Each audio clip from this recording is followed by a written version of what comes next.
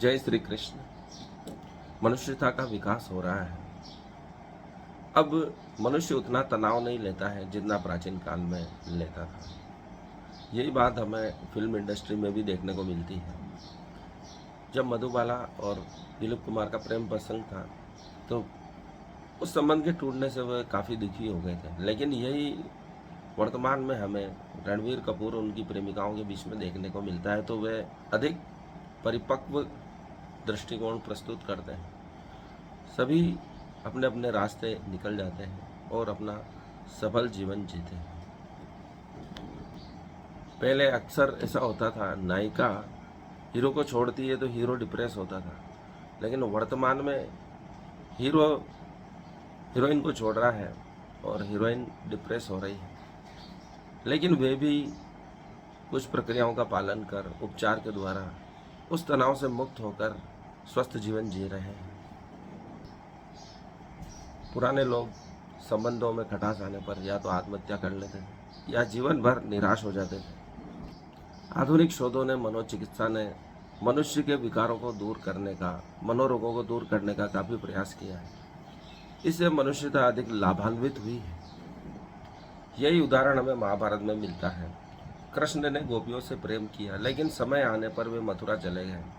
वे कभी निराश नहीं हुए, लेकिन गोपियाँ काफ़ी दुखी हो गई और उद्धव के आने पर भी नहीं समझी, बल्कि उद्धव को उन्होंने प्रेम का ज्ञान दिया और उद्धव पुराना ज्ञान विस्मृत करके प्रेम के आनंद में कृष्ण के पास गए कि आपने अच्छा नहीं किया गोपियों को छोड़कर। कृष्ण को कई स्त्रियों ने प्रेम किया, लेकिन उन्होंने हर जगह एक स्वस्थ दृष्टिकोण प्रस्तुत किया, उनके जीवन को नई दिशा दी और स्वयं को भी एक स्वस्थ उद्देश्य के लिए आगे बढ़ाते रहे। वे समाज कल्याण की भावना को कभी छोड़ नहीं पाए।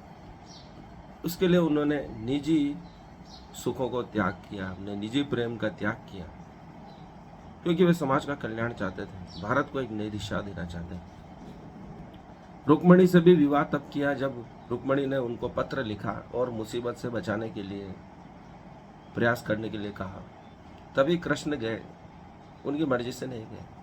वे जहाँ भी गए किसी न किसी कारण से गए, किसी सही उद्देश्य के लिए गए। द्रौपदी स्वयं कृष्ण से विवाह करना चाहती थी, द्रौपदी कृष्ण से प्रेम करती थी, लेकिन कृष्ण जानते थे कि इसका जीवन तभी सफल होगा जब इसका पांडवों से विवाह होगा, क्योंकि वह भविष्य जानते थे, त्रिकालदर्शी थे।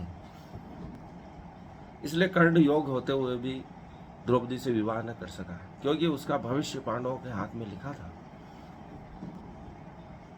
सुभद्रा का विवाह अर्जुन से करवाया, क्योंकि अभिमन्यु उन्हीं से प्राप्त हो सकता था और अभिमन्यु ही चक्रव्यूह का भेदन कर सकता था। इसलिए कृष्ण कहते हैं, जो अपने गहन निराशा के क्षणों में भी उत्साह बनाए रखे वह अंत में सफल हो ही जाता है। इसलिए हम पूरी महाभारत में देखते हैं कि कृष्ण कहीं पे भी असफल नहीं होते। उनकी योजनाएं, उनका दृष्टिकोण सब पे भारी पड़ता है। इसलिए शकुनी कहता है कि अगर इस एक व्यक्ति को हटा दो तो मैं पूरी दुनिया जीत लो तुम्हारे लिए, दुर्योधन। इसलिए महाभारत हमें कठिन क्षणों में दुखों से उबरने में हमारी सहायता करती है। दुख आने वाला था, मोहग्रस्त हो गया था अर्जुन, उसको सुनाया भगवत गीता ताकि वह भविष्य में आने वाले दुखों से बच सके। लेकिन महाभारत युद्ध में इतना विनाश हुआ कि युधिष्ठिर आदि सब दुखी हो गए, मोहग्रस्त हो गए, तो पांडव समेत युधिष्ठिर को पुनः कृष्ण द्वारा भगवत गीता सुनाई गई। द्रौपदी का चीरहरण हुआ तो वह अत्यंत दुखी हो गई। कृष्ण ने ही उसके कष्टों को हरा, उनके दुखों को निवृत्ति का मार्ग बताया, द्रौपदी के दुखों से मुक्ति का उपाय बताया, तभी वह जीवन भर उस पीड़ा से मुक्त हो सकी। पांडवों का भयंकर अपमान हुआ, उनको भी कुछ कुछ कार्य बताकर सन्मार्ग पर लाया गया कृष्ण द्वारा, सभी को अपना उद्देश्य बताकर कि यह तुम्हारा अपमान नहीं है। तर्क द्वारा उन्हें संतुष्ट कर, यह अपमान भरत वंश का है, कुरु राज्य वंश का है, भीष्म पितामह का है। इस प्रकार तर्क देकर उनके भावी जीवन को सुखद बनाने का प्रयास किया। अर्थात दुख है और उससे निवृत्ति भी संभव है, उनसे मुक्त होना भी संभव है, यही संदेश कई वर्षों बाद बुद्ध ने भी जनमानस को दिया। सार यह है कि हम दुख आता है और उसमें ठहर जाते हैं, हार आती है और निराश हो जाते हैं, और जीवन भर उसी हार को, दुख को, पीड़ा को, हीन भावना को लिए घूमते फिरते हैं। जबकि इतिहास में कई उदाहरण हैं कि दुख आता है, भयंकर पीड़ा आती है, लेकिन उससे निवृत्ति संभव है। ऐसा कृष्ण में सिखाते हैं, भगवान बुद्ध ये सिखाते हैं। दुख है और उसके मुक्त होने के भी उपाय हैं, अर्थात हमें एक जगह ठहरना नहीं, वह भी विकास का एक चरण है। दुख, असफलता, हीन भावना, लेकिन उनसे उबरना आवश्यक है। हम जीत का जश्न मनाते हैं और दुख को, हार को बर्दाश्त नहीं कर सकते। यही हमारी सबसे बड़ी समस्या है। जबकि हार को भी विकास का चरण, जीत का ही चरण मानकर आगे बढ़ते रहना चाहिए। हार से रुक नहीं जाना है कि अब मेरी कभी जीत नहीं हो सकती, ऐसा नहीं मानना है। कृष्ण ने यह उदाहरण कई बार दिया।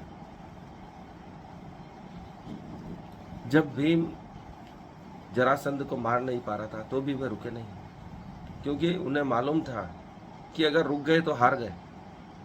उन्होंने अंतिम प्रयास किया और जरासंध को भीम के द्वारा मारा जाना संभव हुआ, क्योंकि वे उपाय पे उपाय ढूंढते रहे। क्योंकि जरासंध तो शरीर के दो भागों से जुड़ा था, उसको मारना इस प्रकार सरल तरीके से संभव नहीं था। उनको बीच में से काट कर अलग अलग दिशाओं में फेंका गया, तभी वो मरा। लेकिन कृष्ण अंतिम प्रयास तक वह रुके नहीं।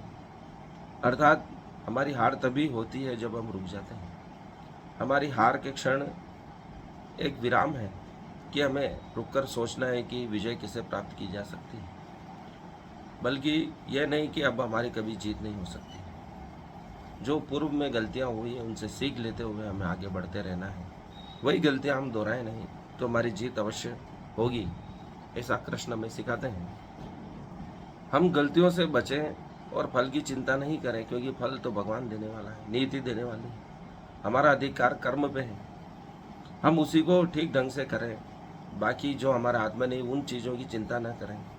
वह जिसके हाथ में है उसी के ऊपर छोड़ दें कि वह क्या फल देगा, क्योंकि फल महत्वपूर्ण नहीं है, यात्रा महत्वपूर्ण है कि आप किस प्रकार से यात्रा करते हैं। आप आनंद पूर्वक यात्रा करते हैं, सकुशल यात्रा करते हैं, अच्छी तरह कार्य करते हुए यात्रा करते हैं, वही सफलता का पैमाना है। इसी के बाद हम आज हेल्थ पे भी बात करेंगे। क्यों घट रही है खाने में विटामिन और मिनरल्स की ताकत। हाल में भोपाल में हुई नेशनल मेडिकल कॉन्फ्रेंस में विशेषज्ञों ने चेतावनी दी कि हमारी थाली अब पहले जैसी नहीं पौष्टिक रही है। आधुनिक खेती, दवाओं और पर्यावरणीय बदलावों ने फल सब्जियों से विटामिन और मिनरल्स खींच लिए हैं।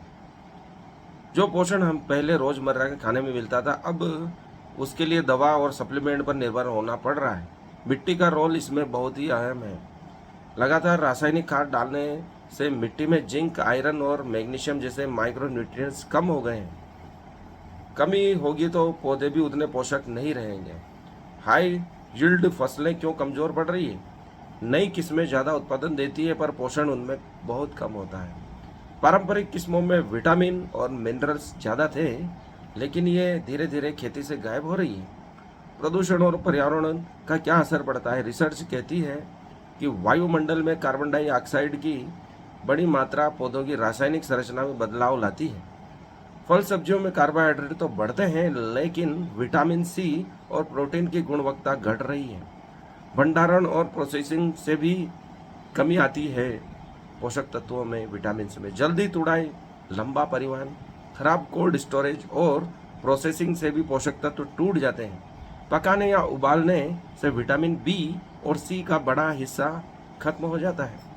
अब आगे रास्ता क्या है।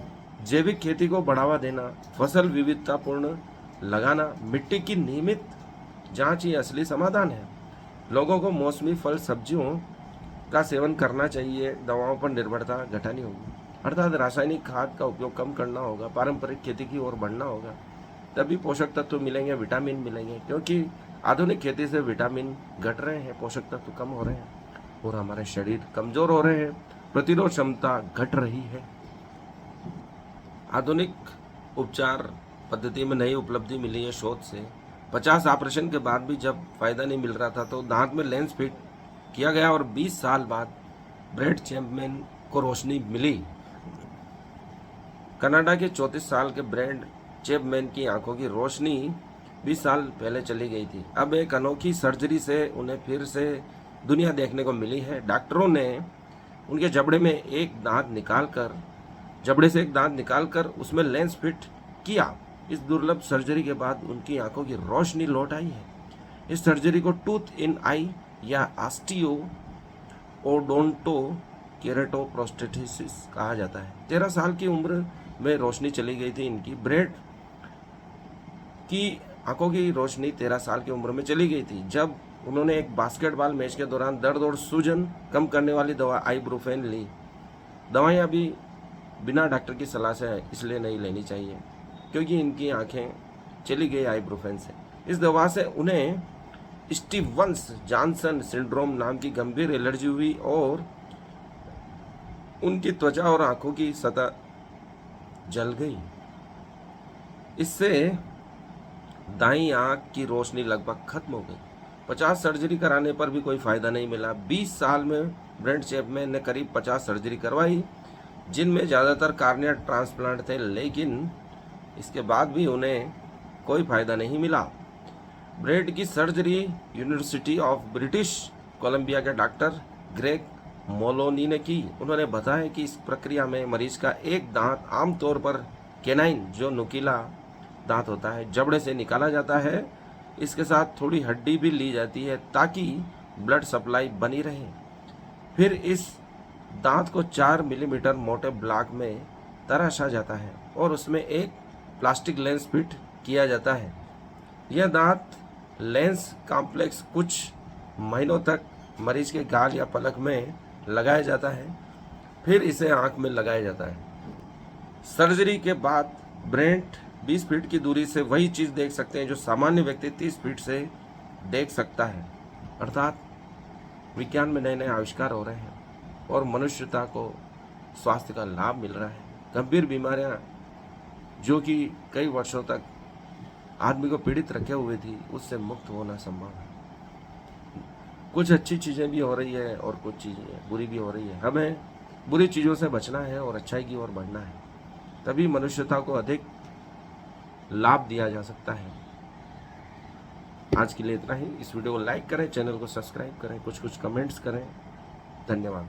अधिक से अधिक शेयर करें।